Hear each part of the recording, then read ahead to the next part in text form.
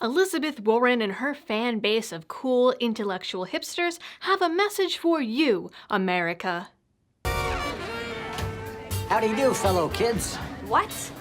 The craft beer drinking, pumpkin spice, skinny soy latte sipping, social justicing masses have finally figured out the secret to beating Donald Trump. They have to reach today's youth and seize the memes of production. Wait, weren't the libs just complaining about political memes like 2 years ago? A group of wannabe edgelords, because I can't think of what the opposite of edgelord would be, Softlord, a group of softlords, decided that the best way to beat Trump trains was to create Warren wagons, and thus the Warren meme team was born. Never mind that in a race a train will beat a wagon every time, but, you know, alliteration. Before we get further into the story, I just want to take a quick second to talk about a new partner of my channel, Travax.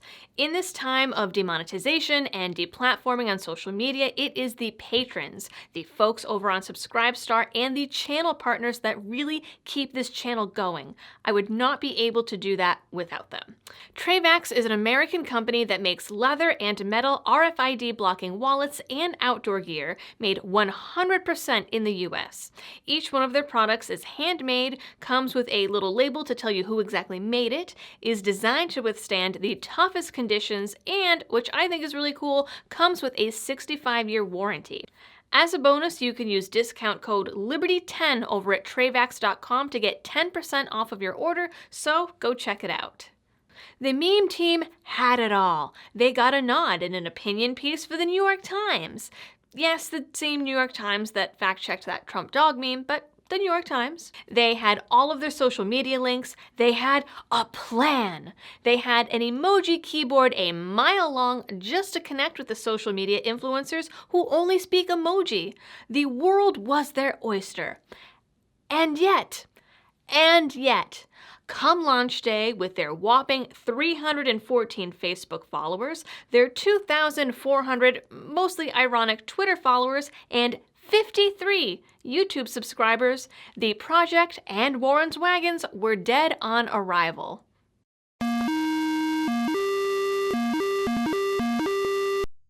I'll admit, I hoped this movement would get at least a little traction. After all, we know that the left can't meme, as we learned when Hillary Clinton's best and most famous meme attempt was only posting a Mean Girls gif. There was also that time that Obama's Health and Human Services Department incorrectly tried to harness the power of Doge to try and get people to sign up for Obamacare, and couldn't even use the right picture. All I had to do was a Google search for meme generator and search Doge, and the template would pop right up. And these alleged leaders of the free world and their marketing team couldn't even do that right. And remember, ladies and gentlemen, that we as taxpayers paid for the creation of that shitty meme. Those were your tax dollars at work. But had the meme team's army actually shown up, we would at least have been provided with a plethora of comedic gold. Instead, parody pages have had to do the work because not only did no one show up, but the embarrassment of having no one show up after all of the forced hype was so bad that the meme team deleted all of their content.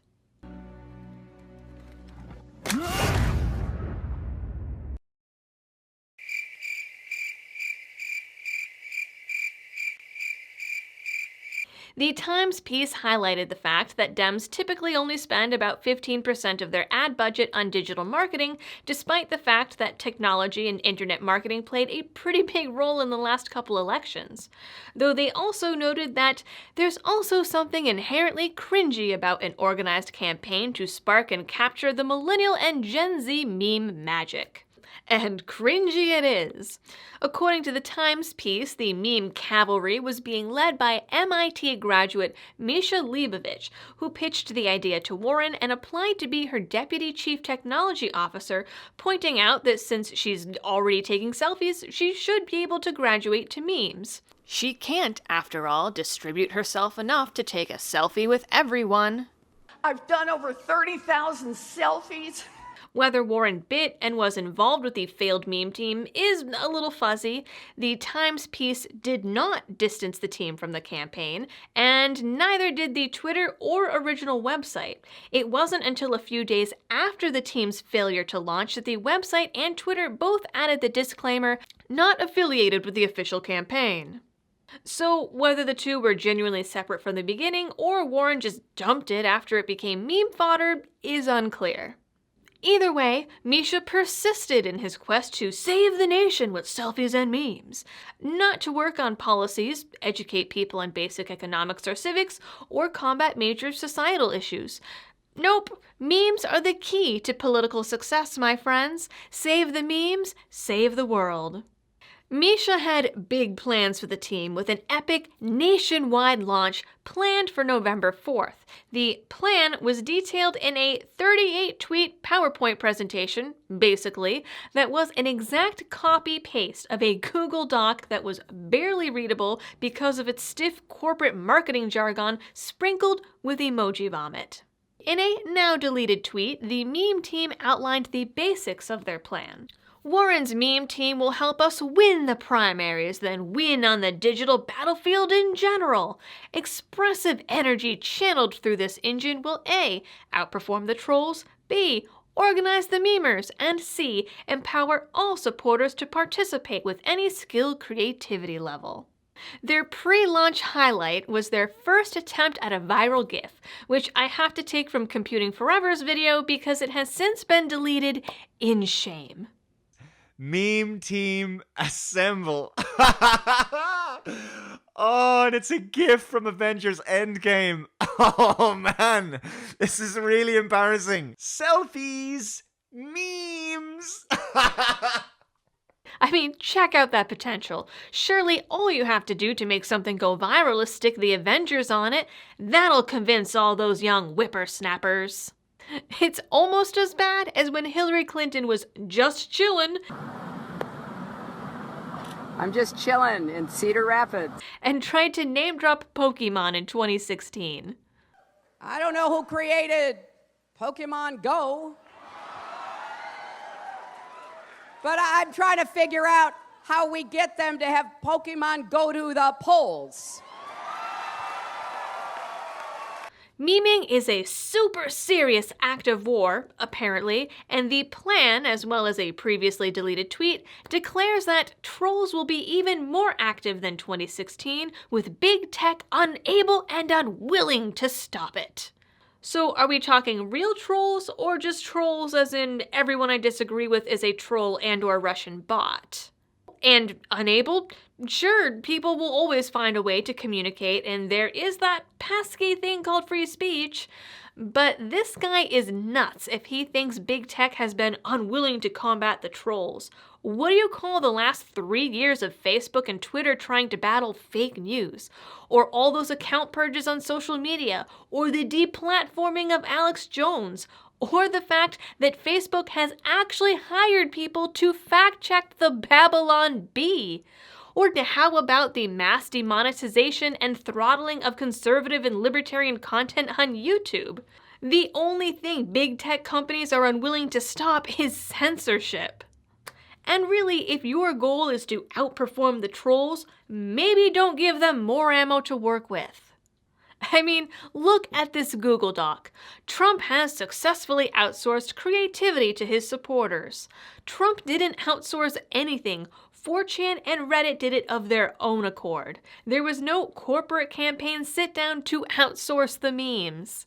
These people clearly have no idea who they're talking to. They define a meme as a template, capital T, that is visual, short, fun, viral, expressive, personalized, and robust. My, what a robust meme you have! Who are these people? They use words like robust and distribution lifecycle in a document covered with hearts and brains and hand emojis. They even had a dedicated tweet to explain to people that memes are like digital bumper stickers. Message plans. Explain campaign plans in a few relatable words so everyone can easily understand. Unlike this document. And look under actions. They have to include all the pictures or else no one would know what the hell they're talking about. All of these asks are apparently being coordinated and tracked on some web app that I don't have access to. I applied to join the team and joined their mailing list, and nothing happened. So I guess even that end of it is dead. I tried. And then we have these cool charts that label and color code their emojis, I guess. But the appendices are the best part. According to Appendix A, people would be more inclined to join the team and declare themselves as Warren heads on social media if they did so for a reward. Kind of like buying votes by offering free stuff, which are, of course, the favorite tactics of leftists like Warren and Bernie. So what was the meme team planning to offer participants? Nothing. Their reward would be likes, comments, and followers, just like any other social media post, and live reactions from other people. Why don't we just quit now and do a selfie line? Another appendix gives examples of memes or content that people might create, such as memes of pennies, animal Snapchat filters for pets for Warren, and an AR video game where you play Elizabeth Warren and try to actually make her train wreck of a platform work in the real world. That sounds awful. But the last appendix is by far the best, as it is literally Misha's resume. Looks like Warren didn't take him up on that job offer. So after all this preparation, after all these hype wagons, November 4th came and went without a peep. Calls for help went unanswered. Attempts to join the meme team were foiled by requiring citizenship. The Twitter account was in fact flooded by actual memes made by real people organically, but they weren't in favor of Warren. So naturally, they were deleted. Since the big Warren meme team purge, all we have left are the dregs of meme society. The meme team Twitter page has been reduced to this annoying video advertising a Snapchat filter uploaded over a dozen times. Here we have this prime example of a poor imitation of a Spider-Man meme. Apparently. Ladies and gentlemen, this is not a parody. This is an account for a college Democrat group, and it is followed by the meme team page. We also have this unfunny specimen that was submitted to the team, and finally, this meme, which is so bad that I thought it was a troll. It is not. That's just how bad the left can't meme. And that's it. That is all that's left. The great Warren meme team came, it barely saw, and it died without conquering a single Russian bot. Probably because in today's woke outrage culture, they've self-banned anything funny. No one can say anything on the left without fear of being dogpiled and canceled. The doc says that this meme team is a way to fight back in a way that's authentic to our values, and that their memes will show positivity and other emotions without resorting to the least common denominator. But that's not how memes work. Social justice and wokeness and political correctness are antithetical to memes. Memes cannot be controlled and, when used incorrectly, will kill your stupid attempt at a hip marketing campaign. While this video was in production, the Daily Dot also did a write-up of the meme team, which the Twitter account posted as its first tweet since the Great Purge.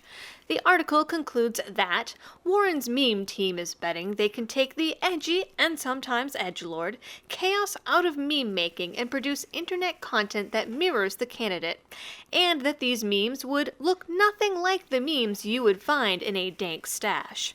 In fact, it's entirely possible that the reason the meme team has zero memes is because taking the edgy chaos out of meme making would make it impossible to actually make memes. Around the same time, the team finally released that Snapchat lens they sent to approximately 5 million college campus Twitters, showcasing it in a YouTube video that gives you an error message because the Warren meme team YouTube won't actually allow it to be played on other websites, including their own. Comments, of course, are turned off. That's it for today, guys. I'd love to show you some of the trolling memes in response to this, but those keep getting purged too. You can check out what's left over on the Twitter account and follow me there while you're at it. Again, if you like my work, please don't forget to like, share, and subscribe. Visit my partners, or if you're able, donate over on Patreon, Subscribestar, or PayPal. As always, thanks for tuning in and helping me to spread the message of liberty.